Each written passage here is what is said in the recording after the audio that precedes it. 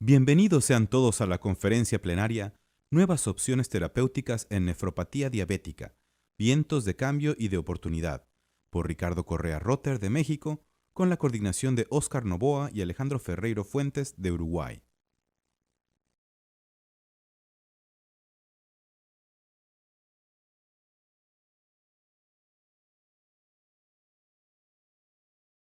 Días a todos integrantes de la comunidad nefrológica latinoamericana. Es un gusto darles la bienvenida ya un poco tardía, porque empezaron las actividades hace un par de horas, a nuestro Congreso Latinoamericano de Nefrología y Iberoamericano de Nefrología.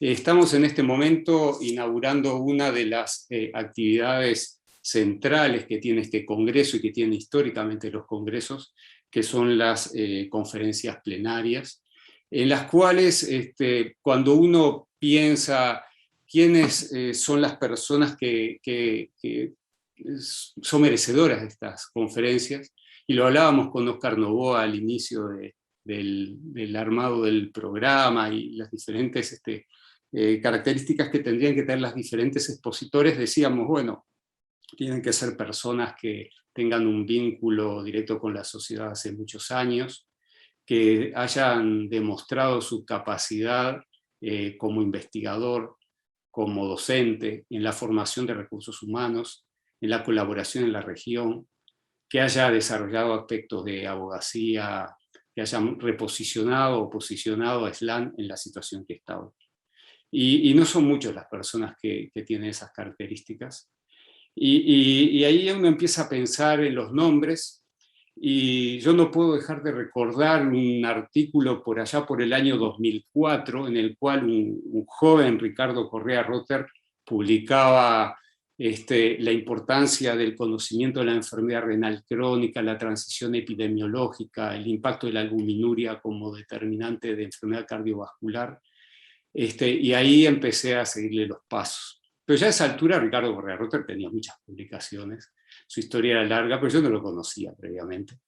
Y realmente tuve la posibilidad de conocerlo personalmente en el Congreso de Punta del Este, también de 2004, estamos hablando hace casi 20 años.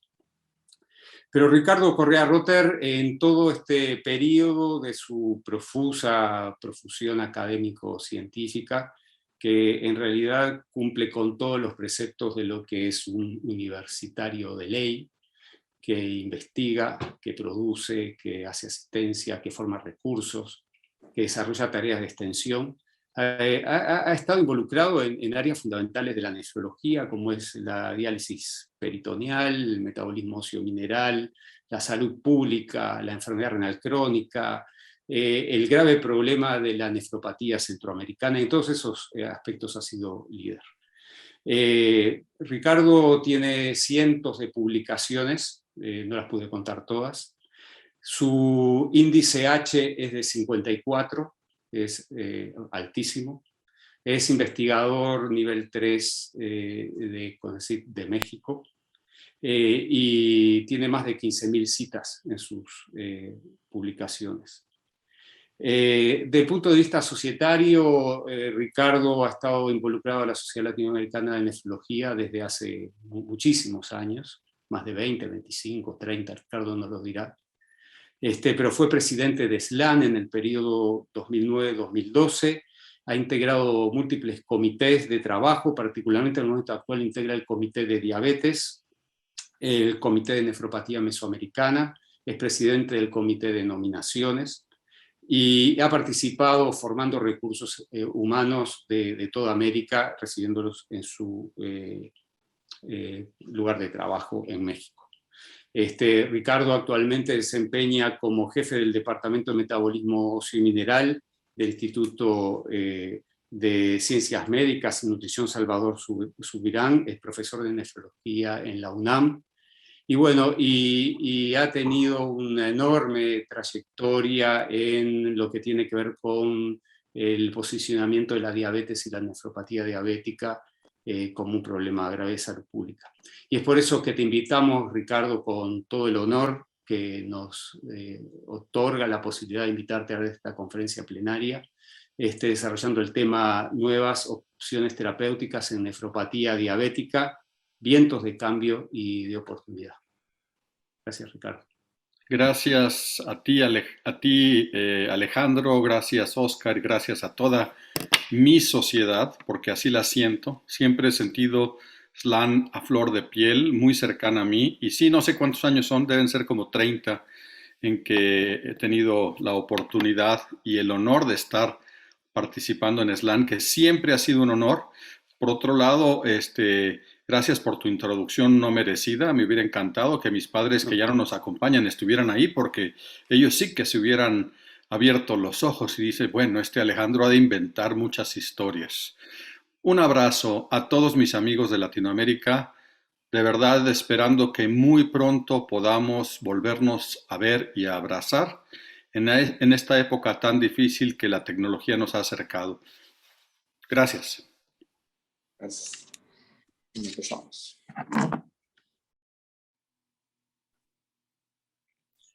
Muy buenos días a todos. Es para mí un honor estar presente el día de hoy en este congreso, en esta plática. Agradezco a la Sociedad Latinoamericana de Nefrología, a su presidente, el doctor Alejandro Ferreiro, al doctor Oscar Novoa, ambos coordinando este evento, así como al doctor Regulo Valdés, quien es el presidente del comité organizador y todo el equipo. El honor de haberme invitado, me siento honrado y estoy muy contento de estar aquí con ustedes. El día de hoy, en los próximos 40 minutos, trataré de revisar con ustedes en forma rápida estos vientos de cambio y de oportunidad que se nos ofrecen en el campo de la nefropatía diabética.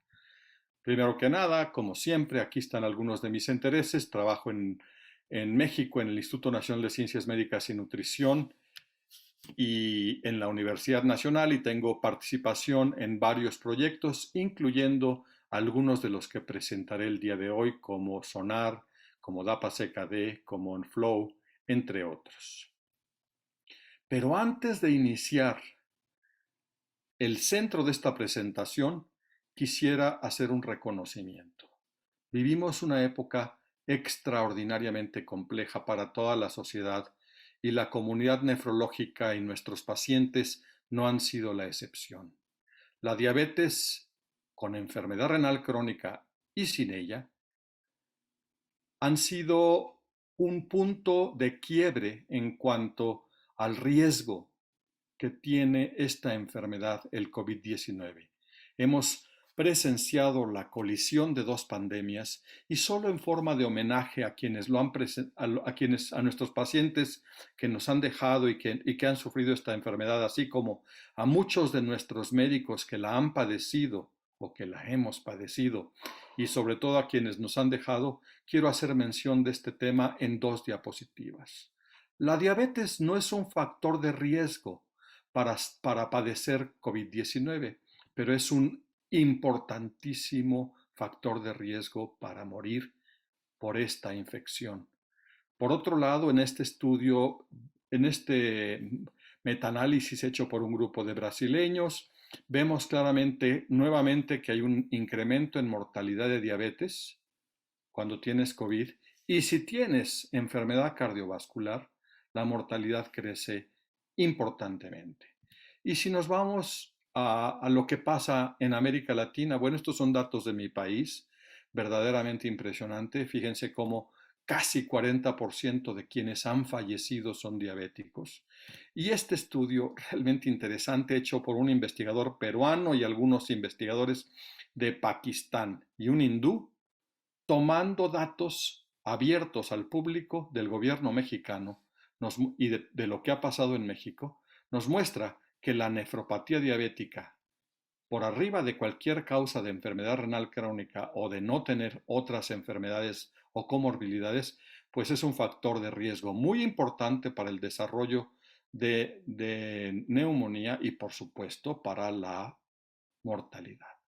Con esto termino y nuevamente hago un honesto homenaje a nuestros médicos y pacientes caídos por esta grave pandemia. Esperamos que pase pronto. Todavía está presente en nuestro continente con gran fuerza pero pronto la superaremos.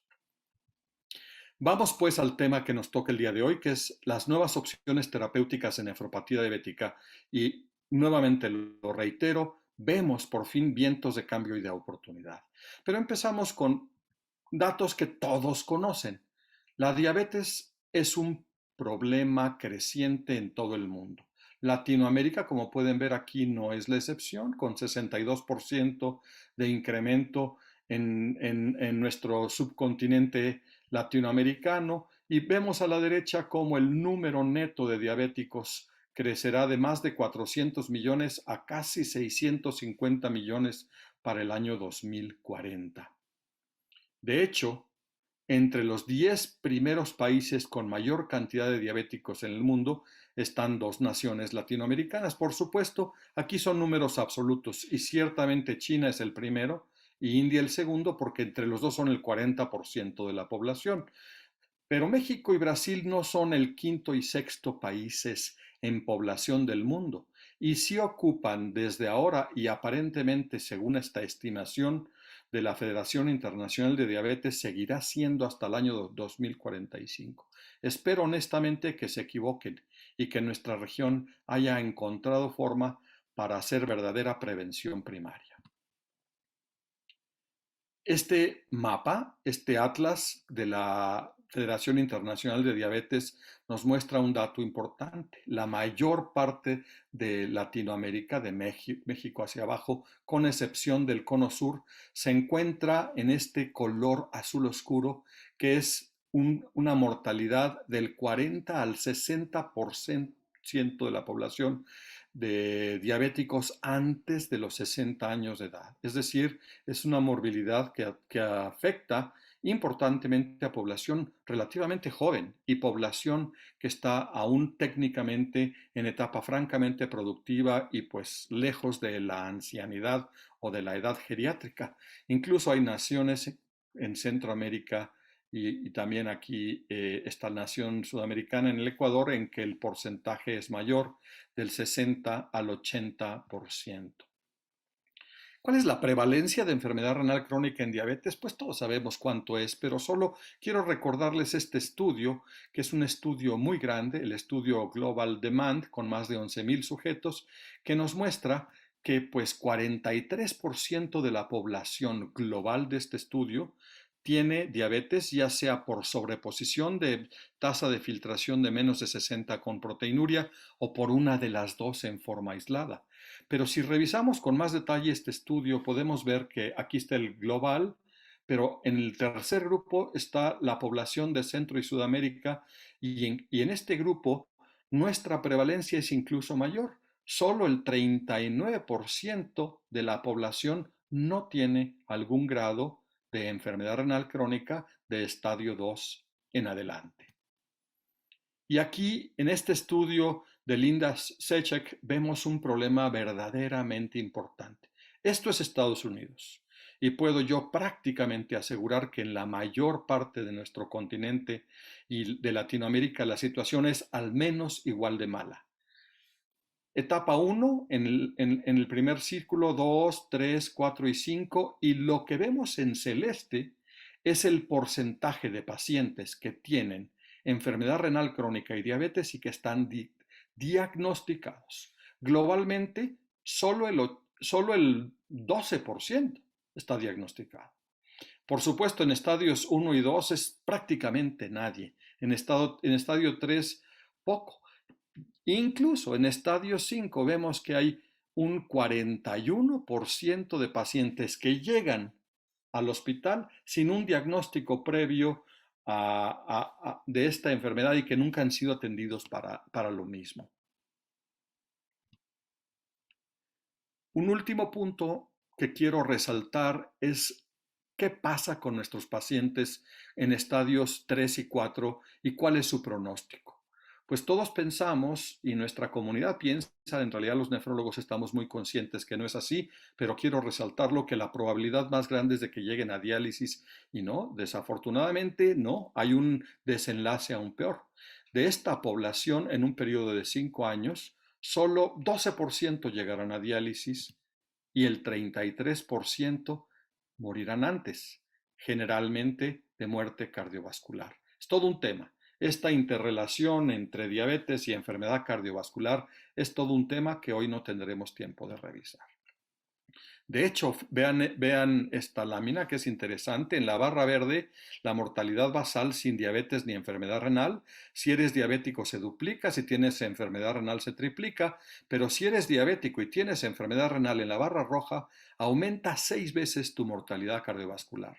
Y a la derecha, si vemos mortalidad por todas las causas, pues el fenómeno es prácticamente igual. Sube de 7% a 31%. 4 veces aumenta el riesgo de mortalidad por el hecho de ser diabético y tener enfermedad. Hablemos pues del tema central. Los fármacos en investigación en los últimos 20 a 25 años han sido muchos y desafortunadamente todo lo que ven aquí en este triángulo rojo ha sido neutral o negativo. Ha sido una época muy dura en la que se estudió la combinación de ECAS y de ARA2, de antiinflamatorios como bardoxolona, el estudio TREAT con darbepoetina, análogos de vitamina D, en fin, muchos medicamentos fueron estudiados y todos estos estudios han tenido resultados neutrales o negativos. Por otro lado, beneficio probado, sin duda alguna, publicados en el año 2001, los IECAS y los ARAS, y recientemente, de lo que hablaremos más, inhibidores SGLT2, antagonistas del receptor mineralocorticoide, antagonistas GLP-1, todavía con una interrogación por lo que les mencionaré más tarde, pero muy prometedores, y atrasentan, que es un antagonista de endotelina que tuvo resultados positivos a diferencia de otros que habían sido estudiados antes. Hablemos en 2 diapositivas de lo ya conocido e histórico. Y para eso pongo aquí en esta lámina a los 2 grandes estudios que demostraron que se podía retrasar la progresión del daño renal. Este es un desenlace compuesto. A la derecha está el estudio IDNT, a la izquierda el estudio renal, publicados uno junto al otro en un número del New England en el 2001, con muchos pacientes latinoamericanos participando. Estos estudios mostraron una reducción de riesgo relativo de 16 a 20% en la población diabética afectada. Y después se replicaron un montón de estudios. Aquí está una línea claramente que nos muestra esta tendencia de protección y de riesgo, de disminución de riesgo de albuminuria en el eje horizontal y el riesgo de desenlaces renales en el vertical, todos ellos con una tendencia similar. Esto podría haber sido suficiente para una implementación masiva, pero ojo con lo que les voy a mostrar. Catherine Tuttle publicó esto hace tan solo año y medio, que demuestra que a pesar de que este bloqueo del sistema renina-angiotensina era estándar de tratamiento por 20 años, solo 21% de los pacientes con enfermedad renal crónica los reciben a las dosis apropiadas. Ojo, el mismo porcentaje de aquellos que reciben antiinflamatorios no esteroideos, que reciben omeprazol o sus congéneres, 15%, y aquí hay otros fármacos que para el 2019 no se usaban prácticamente nunca, como los inhibidores SGLT2, escenario que ha cambiado a lo largo de los últimos años. Entonces, no solo es importante demostrar científicamente y publicar, es crítica la implementación de los cambios para lograr una mejoría en nuestros pacientes. Así pues, tenemos 20 años muy oscuros con resultados negativos en la búsqueda de nuevas opciones de tratamiento para el diabético con enfermedad renal crónica. Pero a partir del 2016 y 17 con estudios preliminares y ya formalmente desde el 2019 en adelante, tenemos nuevas esperanzas, esta sequía parece que termina y eso es lo que hoy abordaremos en los próximos 30-35 minutos. Regresamos a la lámina que ya les mostré y lo primero que les mostraré son estos 3, los resultados de estudios de estos 3 grupos de fármacos, empezando por los antagonistas del receptor mineralocorticoide. La finerenona. La finerenona es un antagonista del receptor mineralocorticoide no esteroideo que bloquea la sobreactivación e inhibe la sobreactivación de esta vía e inhibe la inflamación y la fibrosis. En esta lámina no tenemos mucho tiempo para hablar de los mecanismos de acción, pero básicamente la finerenona que está aquí en verde se une al receptor y tiene dos vías importantes. La más relevante está arriba en verde, que es la acción antiinflamatoria y fibrótica. Además hay una acción homeostática y otras que no se entienden claramente, pero lo que se propone es que por una serie de vías múltiples está favoreciéndose evitar la progresión del daño histológico en esta patología renal. Hay estudios de antecedentes, como este estudio ART, que se publicó en el año 2015, que ya decía que a dosis creciente de finerenona había una disminución progresiva de la proteinuria, aquí medida como índice UACR o albuminuria creatinuria, que era entre el 20 y hasta el 38%. Y también había un cambio modesto con dosis mayores de presión arterial. Fidelio es el estudio que se presenta a finales del año pasado y que se publica en el New England y que es el estudio con un objetivo primario y que demuestra el dato que les voy a describir. Este fue hecho en diabéticos tipo 2 con enfermedad renal crónica, todos los cuales, al igual que los estudios que veremos a continuación, tenían que recibir dosis máxima tolerada de IECAS o de algún sartán de los que tenemos comercialmente. Aquí están los criterios de inclusión. Se incluyó sujetos de más de 18 años en tratamiento con IECAS y ARAS, con potasio de menos de 4.8, obviamente por la vía de acción, y con retinopatía diabética. Se excluyó a cualquier enfermedad renal no diabética, a estenosis de la arteria renal relevante y a pacientes con insuficiencia cardíaca con fracción de eyección reducida, descontrol glucémico muy severo arriba de 12 e hipertensión no controlada. Y en esta gráfica que todos conocemos de KDIGO se muestra el grupo de pacientes dentro del área sombreada aquí que podían ser incluidos en este estudio. Este es el estudio, se enrolaron más de 13,000 pacientes, se aleatorizaron 5,700 y se siguieron por muchos meses y años para posteriormente terminar el estudio y tener un tiempo de vigilancia post-tratamiento. Aquí está el objetivo primario. El objetivo primario de Fidelio fue el tiempo hasta la primera aparición de inicio o progresión de insuficiencia renal, definida como llegar a enfermedad renal crónica terminal, iniciar diálisis o una tasa de filtración sostenida menor de 15, o disminución sostenida de más del 40% de la tasa con respecto al valor inicial o muerte renal. Hubieron otros objetivos, solo menciono aquí algunos de los secundarios importantes, que son los cardiovasculares, como siempre, de la mano del problema renal. Esta gráfica solo para resaltar que América Latina tuvo una participación y la repetiré en todos los estudios con esa misma finalidad. Hay pacientes de un número importante de países, como pueden ver ustedes aquí, Colombia, Brasil, Argentina, Chile y México participaron en este estudio. Y esta es la lámina más importante. La finerenona redujo significativamente el objetivo renal primario en un 18%. Aquí tenemos el número de eventos, 504 contra 600, con una P altamente significativa de 0.001.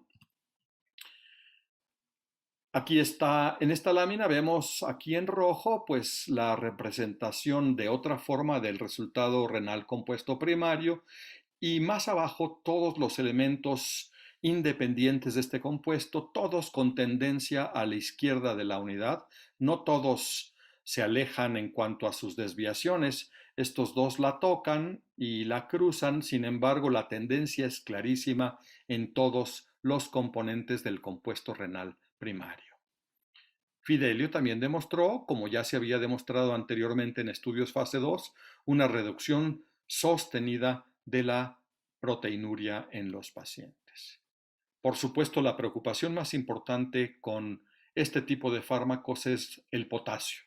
Y sí, claramente vemos en azul que hubo un mayor número de pacientes que tuvieron hipercalemia, 18% contra 9%. Sin embargo, quiero que vean la segunda parte que está sombreada.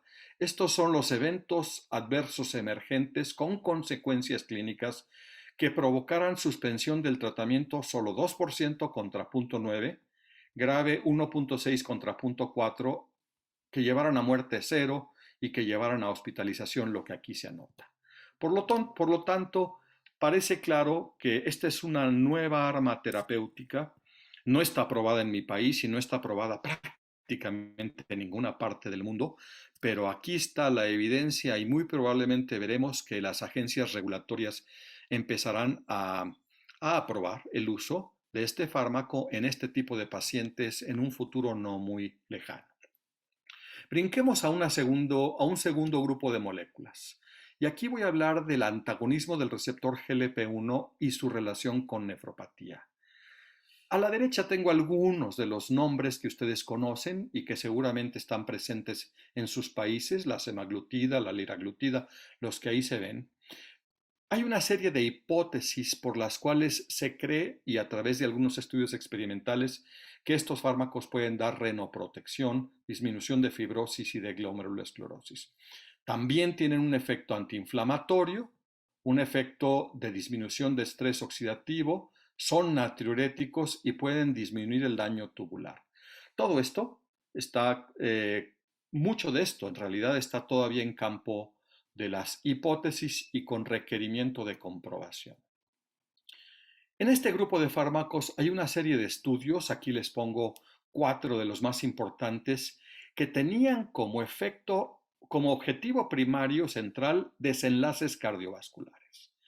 Y todos ellos demostraron una reducción de estos desenlaces. El estudio LEADER, el SUSTAIN, HARMONY, REWIND, no todos usan el mismo antagonista GLP-1, pero todos tienen una tendencia muy consistente.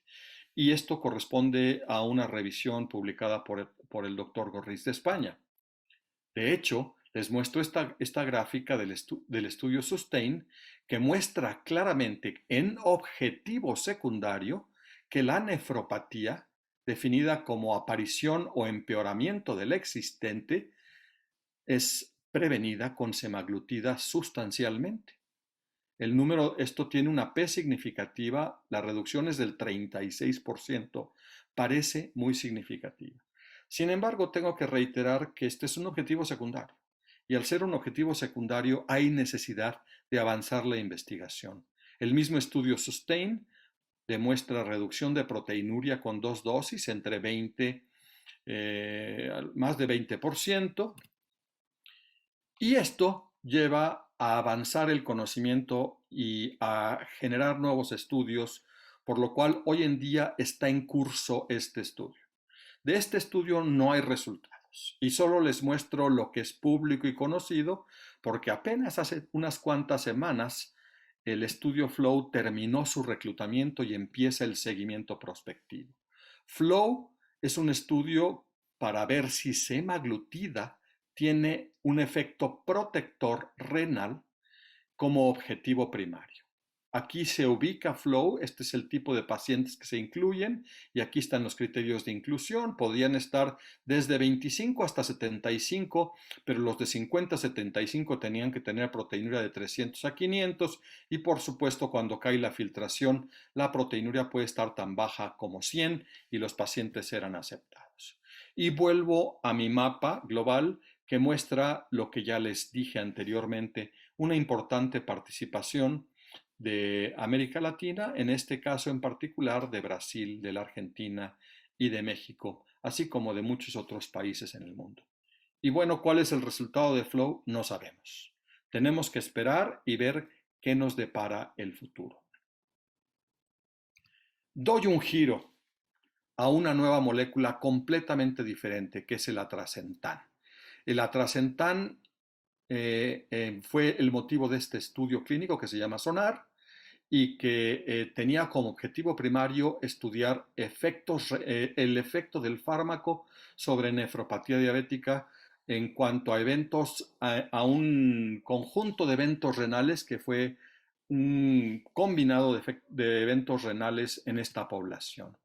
La endotelina está claramente conocida y ligada, su incremento en actividad, a la enfermedad renal crónica, con efectos indirectos a nivel de la vasculatura.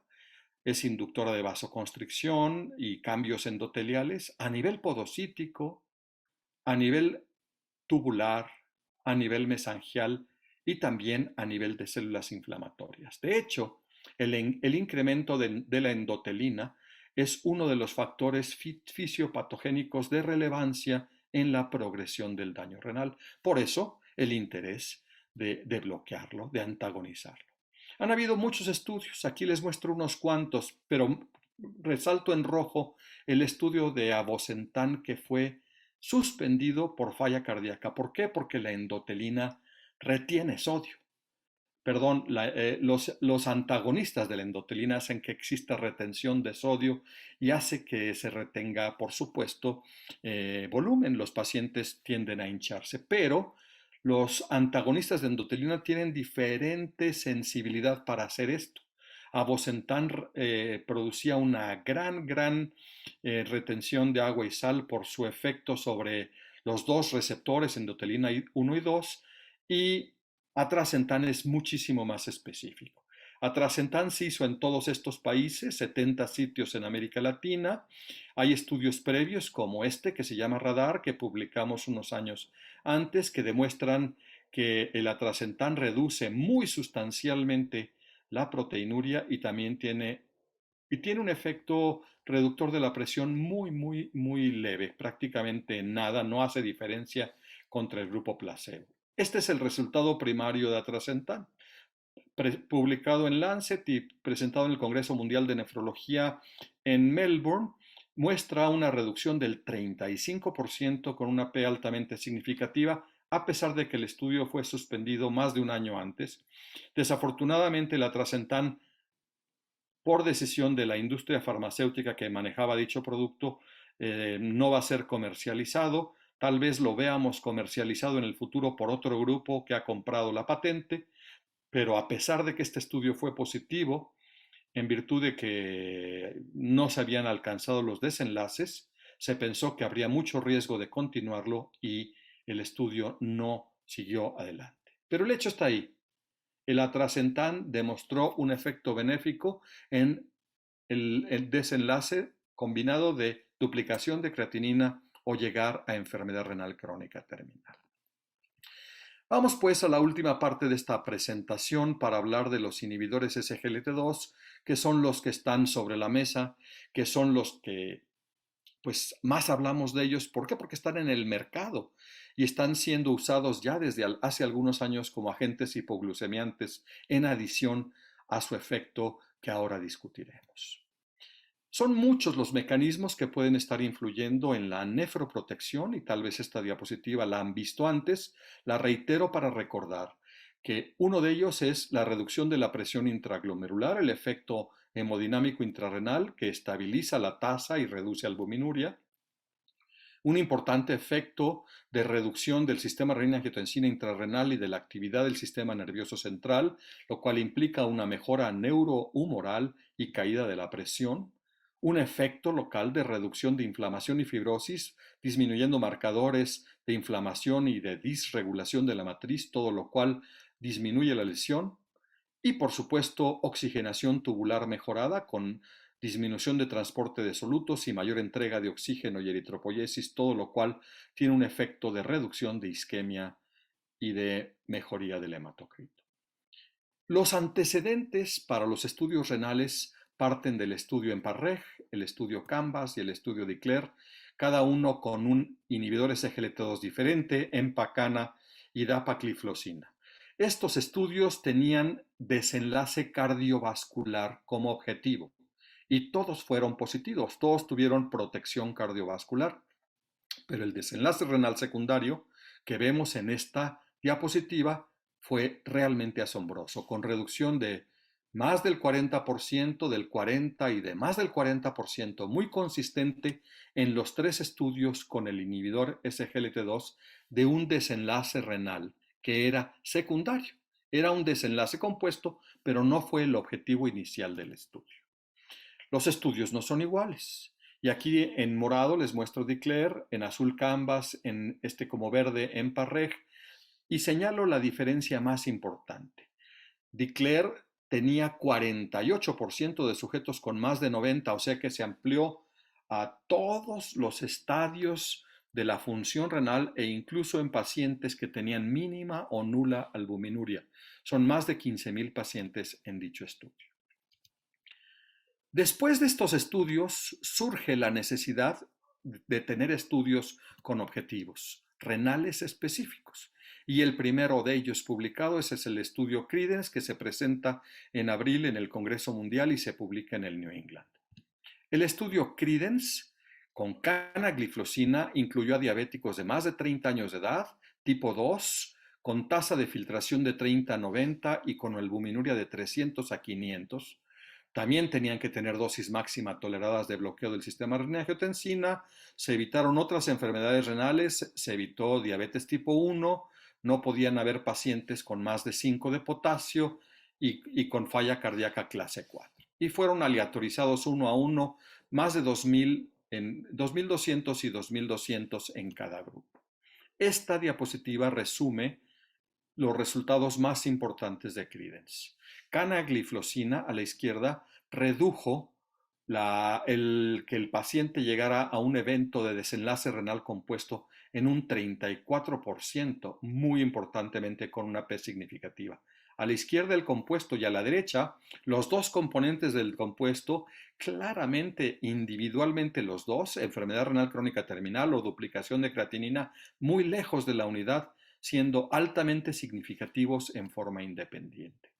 Aquí están todos los desenlaces, el compuesto primario y todo. El único que toca la unidad es la muerte renal, pero ni siquiera está aquí cuantificados, no hay números porque fueron muy pocos los casos identificados. Pero también todos los otros componentes favorecen ampliamente el uso de canagliflozina. Este mismo estudio tuvo un análisis posterior que publicó George Bakris y presentó en el Americano de Nefrología con sujetos de menos de 30. ¿Pero cómo con menos de 30 si no estaban incluidos? Bueno, lo que pasa es que de la primera visita a la aleatorización, pues había pacientes que ya habían progresado y que estaban abajito de 30. 174 de los 4,000 pacientes ya estaban abajo de 30. Y era un análisis particularmente interesante para seguir. Aquí se ve de dónde parten. La mayoría estaban entre 30 y 45, seguramente estaban en 30, 32, 33. Y para las semanas después, cuando fueron aleatorizados, pues ya habían caído. Fíjense los resultados. Los resultados son realmente interesantes. El grupo con canagliflozina es el grupo azul, perdón, esto está equivocado. Y esta es semanas después de la aleatorización y se ve claramente cómo después de un número de semanas se empiezan a separar los grupos con una P altamente significativa. Esta tendencia es realmente importante y la diferencia aquí anotada es de 2.54 mililitros por minuto por año. Hay un 43% de atenuación de la caída incluso en sujetos que tienen menos de 30. Y con esto paso al segundo estudio que tiene objetivo renal primario. Este estudio se llama DAPA-CKD y fue realizado con dapagliflozina. Este es el diseño del estudio, tiene características particularmente interesantes que no discutiré en esta presentación, pero que a lo largo del Congreso, en un simposio y en otras presentaciones se discutirán, que es el hecho de que incluyó pacientes diabéticos y no diabéticos. Es tan importante el efecto hemodinámico y los efectos que ya discutimos sobre inflamación de este grupo de fármacos que inicialmente creíamos que eran solo hipoglucemiantes por su efecto glucosúrico, que hoy se están estudiando con gran éxito en otras glomerulopatías. Aquí se incluyeron sujetos de más de 18 años con proteinuria de más de 200, con filtración de 25 a 75, se excluyeron algunas enfermedades renales crónicas y otras se incluyeron, fueron 1 a 1 y se siguieron en promedio por 2 años. Y el objetivo renal compuesto, el objetivo primario compuesto es la suma de deterioro de más del 50 de la tasa, llegar a enfermedad renal o muerte renal o cardiovascular. Nuevamente, Latinoamérica, y deberíamos estar nosotros aquí abajo, pero así es como la presentaron, tiene Argentina, Brasil, México y Perú, un número importante de pacientes participando, tenemos casi 900 pacientes en el estudio. 58.3% de los pacientes del estudio tienen nefropatía diabética y el restante tienen otras formas de enfermedad renal. Obviamente la presentación del día de hoy se centra en esta subpoblación, pero es importante que se entienda cómo se describe, cómo se distribuye la población del estudio. Aquí están las características basales y, como era de esperarse, hay diferencias entre diabéticos y no diabéticos a la derecha. Los diabéticos tienen más edad, los diabéticos tienen más hipertensión sistólica, hay más obesos, por supuesto la hemoglobina glucosilada es el factor que los diferencia. Aquí está la obesidad, la hipertensión es un poco mayor y muy importante, la enfermedad cardiovascular es 44 contra 23%. Nada que nos sorprenda, es algo esperado. Pero cuando vemos características renales, pues las diferencias se minimizan. Los dos grupos tienen una creatinina sérica tendiente a ser similar, con una tasa de filtración muy parecida, 43 y 41, y una subdivisión por grupos no muy diferente, sí un poco mayor la proteinuria en los diabéticos, arriba de 1000 contra 861. Este es el objetivo compuesto primario de toda la población, diabéticos y no diabéticos, el cual muestra una reducción de riesgo relativo de 39%, que es verdaderamente apabullante. Y algo que no mencioné en Credence y que debía haberlo mencionado, y lo menciono aquí por igual para DAPA-CKD, tanto Credence como DAPA-CKD tuvieron que ser suspendidos antes de tiempo porque los comités de seguridad habían identificado que la administración del inhibidor SGLT2 en el primero y DAPA en el segundo era tan beneficioso para la población que no era ético continuar el estudio. Aquí está el objetivo primario compuesto hasta arriba y se divide entre si fueron diabéticos y no diabéticos, más o menos de 1000 en proteinuria y filtración de más o menos de 45. Lo impresionante es que todos los puntos están a la izquierda de la unidad y muy lejos de ella sus desviaciones. La dapagliflozina fue consistentemente útil en diabéticos y no diabéticos. Y aquí hay otros subgrupos. Si tenías más o menos de 65 años, era igualmente beneficioso. Hombres y mujeres, razas, regiones del mundo y presión arterial, todas fueron a la izquierda de la unidad. Las P's de interacción ninguna es significativa, excepto la última, porque aquí pareciera que el tener una sistólica por debajo de 130 sí fue aún más beneficioso. Sin que esto quiera decir que tenerla por arriba de 30 no la sea, porque sigue a la izquierda de la unidad. Otros objetivos secundarios del estudio fueron caída de la tasa de filtración, enfermedad renal terminal o muerte. Hay una reducción del 44% si quitamos muerte cardiovascular. Llegar a diálisis o trasplante se reduce 34% el riesgo con un valor de P de 0.007. Muerte cardiovascular 29% con el valor de P que ahí se anota. Y muy importante, muerte por cualquier causa. Muerte por cualquier causa si recibes un inhibidor SGLT2 se redujo en esta población en 31%. Claro, la mayor parte de las muertes son cardiovasculares, pero aquí también nos da un dato adicional de la fortaleza. ¿Qué tan seguro es? Es muy seguro, como también mostró ser muy seguro canagliflozina en el estudio Credence. Ambos comparten un perfil de seguridad muy similar. No hay diferencias en eventos graves que llevaron a descontinuación de tratamiento o a eventos serios. No hay diferencia entre DAPA y placebo. Amputaciones, no hay diferencia. Cetoacidosis, 0 casos. No hay un solo caso. Y todos los demás no fueron significativamente diferentes. Hay un poco de diferencia en diplesión de volumen numérica de 5.9 a 4.2, pero en eventos serios 1 contra 0.8, ninguna diferencia. En esta diapositiva, que es una de las últimas que tengo aquí para ustedes, quiero mencionar los 2 estudios que ya discutí, en amarillo DAPA-CKD, en rosa Credence, y el que estamos por ver. EMPA-Kidney es un estudio por demás interesante. Aquí vemos al centro lo que comparten los 3 y en estas alas lo que comparten unos con otros. ¿Pero qué diferencia a EMPA-Kidney? Bueno, pues que va a incluir pacientes diabéticos tipo 1. Continuará recibiendo diabéticos y no diabéticos. Baja la filtración a 20 y habrá pacientes que tengan proteinurias de menos de 200 o incluso sin proteinuria. Estamos, no sé cuándo, creo que todavía le falta más de un año, pero EMPA-Kidney es un estudio muy, muy importante que esperamos ansiosos para poder redondear aún más toda esta situación. Aquí tenemos KDIGO y dónde se ubican estos estudios de inhibidores SGLT2. CANVAS, DECLARE y EMPA-REG, estudios con finalidad cardiovascular, tienden a ser en esta población que está de este lado. Credence, DAPA-CKD y EMPA-Kidney. Credence con filtración de 56, DAPA-CKD de 43. Pongo abajo a EMPA-Kidney, no sé con cuánta porque no tenemos resultados, pero seguramente más abajo porque la bajaron. Son poblaciones diferentes. Así, con lo anterior, quisiera acercarme al final de la plática recordando el título y pensando en que no solo es relevante adquirir nuevos conocimientos, sino hacer que estos conocimientos se traduzcan en un impacto a la clínica práctica. Cuando soplan vientos de cambio, algunos construyen muros y otros construyen molinos.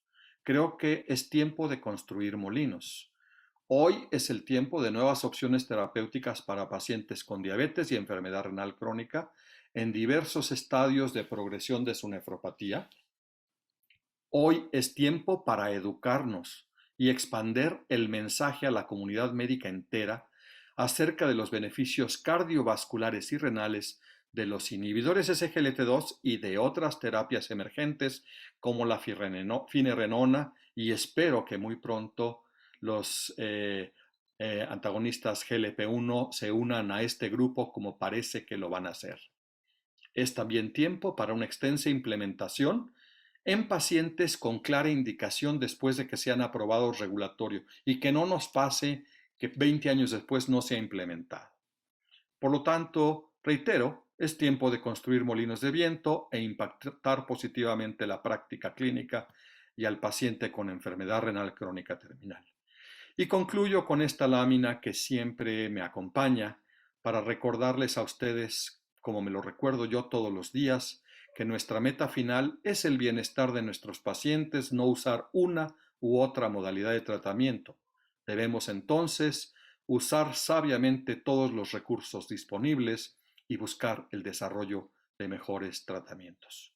Muchísimas gracias. Bueno, estimado Ricardo, la verdad que una conferencia espectacular. Tenemos 266 participantes que nos están escuchando. No tenemos demasiadas preguntas, parece que ha sido muy, muy claro. Entonces yo voy a empezar con alguna. Todos los nefrólogos latinoamericanos sabemos de su existencia. Tenemos algunos problemas para empezar a utilizarlas, pero seguramente tú ya tienes mucha experiencia en su utilización. Y entonces, en algún momento se había planteado que había que tener algunas precauciones iniciales para empezar el tratamiento, sobre todo con inhibidores de SGLT2. Luego esas precauciones iniciales han ido cayendo. ¿Cuál es tu práctica para el inicio de estas drogas? ¿Cuál es tu relación con el diabetólogo en el caso que lo hagas con él? ¿Los introduces directamente tú? Danos un aspecto más práctico del día a día de su manejo. Claro que sí, Oscar. Muchas gracias. La pregunta creo que es importante y efectivamente en el transcurso de los primeros estudios hubieron muchas interrogantes que nos preocupaban. Por ejemplo, Canvas mostró algún incremento en amputación de dedos de los pies en pacientes diabéticos con enfermedad avanzada. Sin embargo, esto, aun cuando alcanzó numéricamente cierto significado, no se ha replicado en Credence, en DAPA-CKD, en DAPA-HF, en un montón de estudios no se ha replicado y fue algo que ha ido perdiendo fuerza. De hecho, incluso en Estados Unidos se puso como un warning, como dicen los americanos, y después lo retiraron. Después la cetoacidosis diabética. La cetoacidosis diabética en diabéticos tipo 2 también está reportada. Sin embargo, Credence y DAPA-CKD tienen 0 eventos. Y estamos hablando de que entre los dos son casi 9,000 pacientes. Por lo tanto, no podemos olvidarnos de que existe un riesgo. Hay otros riesgos menores que son muy claros y que están bien identificados, como las infecciones micóticas genitales, generalmente de bajo riesgo, no son infecciones que se diseminen, pero sí hay que estar atento, y particularmente en diabéticos con problemas de vejiga neurogénica, en pacientes añosos, en pacientes de otro tipo. Y algo que ha sido particularmente importante y preocupante en el mundo de la nefrología es el efecto natriurético-diurético sobrepuesto al diurético, sobre todo en personas añosas, y el riesgo de depresión de volumen muy importante. En realidad es un riesgo que no podemos olvidar porque la fisiología renal nos obliga como nefrólogos a tenerlo presente, pero que también es muy infrecuente. De hecho, pronto verán datos que ya se presentaron en el Congreso Europeo de cómo estas gliflosinas, particularmente dapagliflozina, puede reducir el riesgo de falla renal aguda, lo cual es contraintuitivo con lo que pensábamos y pues reduce el riesgo. Entonces, no hay medicamento perfecto, no hay medicamento sin riesgos, estos tienen los suyos, pero están demostrando, como lo hicieron los sartanes en su tiempo y los IECAS, que son súper seguros y que se pueden emplear.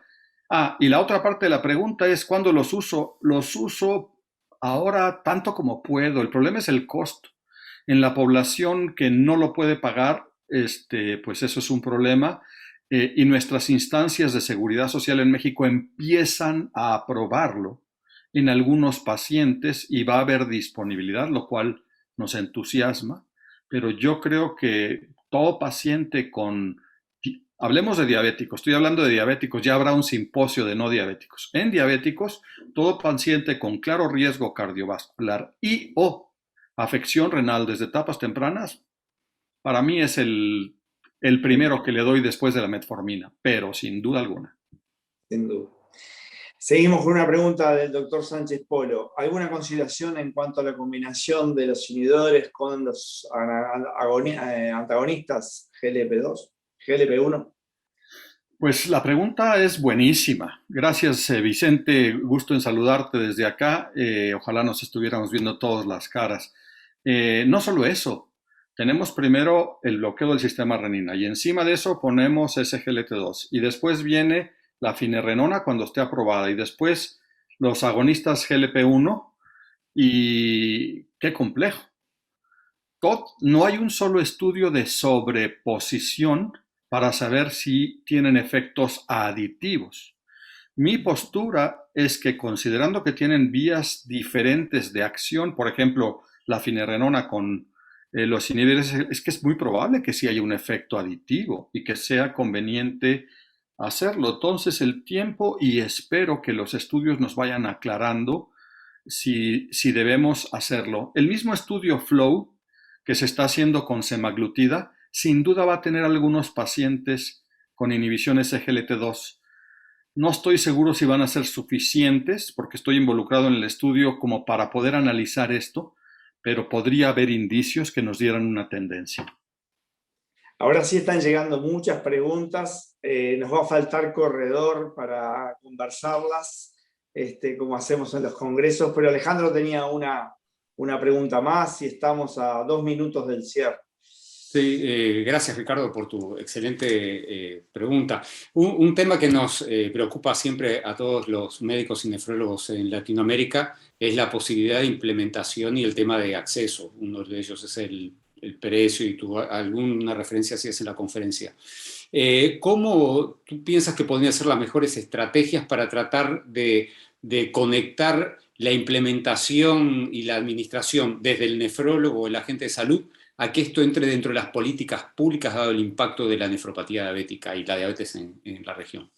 Gracias, Alejandro. Importantísimo, y de hecho está un poco ligado a mi penúltima o última diapositiva, en el sentido de que pues es tiempo de implementar, no solo de crear ciencia, sino de mover esto a la práctica. Es difícil, pero nosotros como comunidad nefrológica tenemos que ser el motor que empuje, creo yo. Creo que vamos acompañados en esta ocasión por cardiología y por endocrinología, porque hay una visión común que nos hace entender que el cuerpo es uno, y este fármaco nos ha unido a las diferentes especialidades en una intención que es globalmente buscar la mejoría del paciente.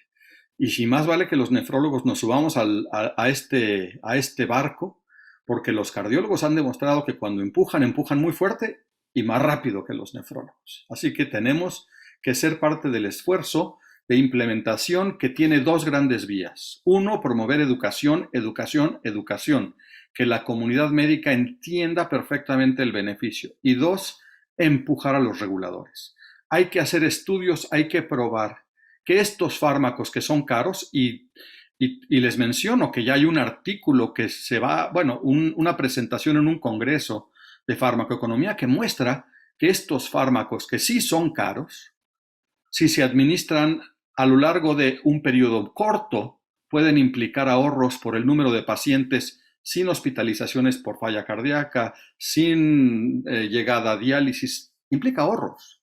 Nada más que hay que traducirlo a los tomadores de decisiones, que a veces no es fácil cuando se trata de desembolsar el costo de estos medicamentos. Pero yo espero que estos y todos los que hemos discutido pronto estén disponibles y tengamos un mejor armamentario para nuestros diabéticos, que son la mitad de lo que vemos en algunos países y en otros cerca de la mitad. Estás apagado, Oscar. Se nos ha ido el tiempo, tenemos muchas preguntas incluso que van a continuar en los simposios y también en el uso de estos fármacos en pacientes no diabéticos, así que te agradezco mucho, Ricardo, les agradezco a los 260 participantes en la conferencia y seguiremos seguramente con este tema en estos días que siguen. Gracias a todos y bueno, seguimos en el Congreso. Gracias. Hasta luego.